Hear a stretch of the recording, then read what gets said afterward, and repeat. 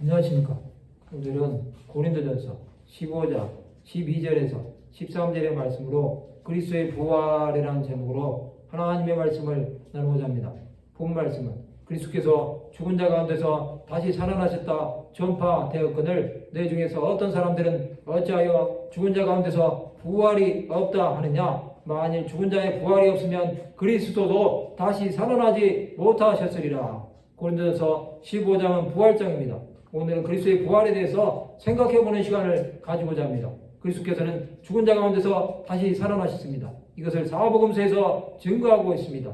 마가복음 10장 33절에서 34절에 보면 보라 우리가 예루살렘에 올라가노니 인자가 대제사장들과 서기관들에게 넘겨지매 그들이 죽이기로 결의하고 이방인들에게 넘겨주겠고 그들은 능욕하며 침뱉으며 채찍질하고 죽일 것이나 그는 3일 만에 살아나리라 하시니라. 예수 그리스도의 부활은 그가 살아계실 때 이미 예언된 것입니다. 그는 공생의 사역기간에도 해당장 야이로의 딸과 나인성 과부의 딸과 죽은 지 사흘 된 나사로를 살려주심으로 자신도 부활할 것을 이미 보여주셨습니다. 그러나 고린도 교회는 부활을 믿지 않는 자들이 있었습니다. 그들은 그리스도의 부활이 없다고 함으로 예수 그리스도를 부인한 것입니다.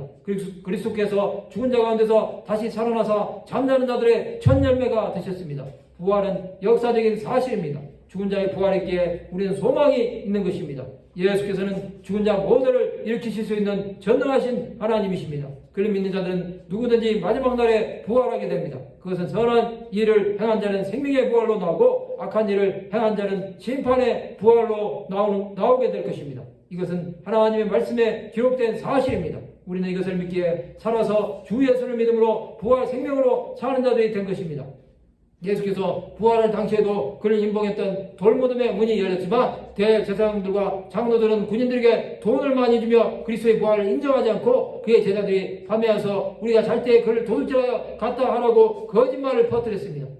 아직도 유대인들은 그리스도의 부활을 인정하지 않습니다. 그러나 예수께서는 이미 부활하셨고 승천하심으로 하나님의 보좌 우편에 앉아 계십니다. 그는 하나님의 자리로 돌아가셔서 모든 인류를 심판하실 것입니다. 그리스도께서 살아나심으로 모든 믿는 자들에게 산 소망을 주셨습니다. 누구든지 그를 믿기만 하면 구원을 얻습니다. 우리는 주 예수 그리스도의 부활을 전하는 자들입니다. 이 부활을 믿기만 하면 예수로 말미암아 영원한 생명을 누리는 자가 됩니다. 성도 여러분, 우리는 부활을 믿는 자들이 되어야 합니다. 이것은 예수를 믿는 이유 중에 가장 큰 것입니다. 이것을 믿지 못한다면 우리의 구원은 없습니다. 세상은 부활을 인정하지 않습니다. 예수를 믿느냐 믿지 않느냐의 중요한 이유가 바로 부활입니다. 그러므로 우리는 다시 사는 것을 믿는 자들이 되어야 합니다.